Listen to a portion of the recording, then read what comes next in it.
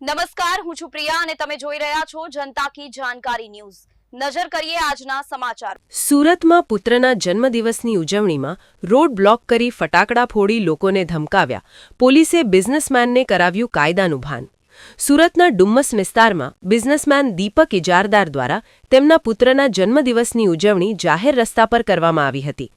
આ ઉજવણી દરમિયાન જાહેરમાં મોટા પાયે ફટાકડા ફોડવામાં આવ્યા હતા, જેના કારણે રસ્તો રોકાયો હતો અને વાહન ચાલકોને ભારે હાલાકી ભોગવવી પડી હતી। જ્યારે એક વાહન ચાલકે રસ્તો રોકવા બાબતે રજૂઆત કરી ત્યારે તેને ધમકાવવામાં આવ્યો હતો।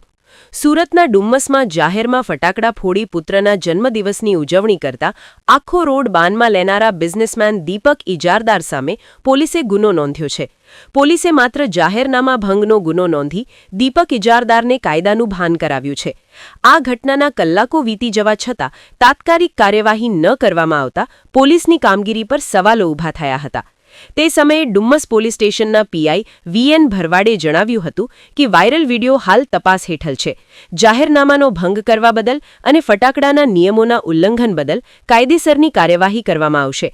આ સમગ્ર અહેવાલ પ્રકાશિત કરાતા પોલીસે બિઝનેસમેન દીપક ઇજારદાર સામે જાહેરનામા ભંગનો ગુનો નોંધી કાયદેસરની કાર્યવાહી હાથ ધરી છે। રિપોર્ટર સુનિલ ગાંજાવાલા, સુરત।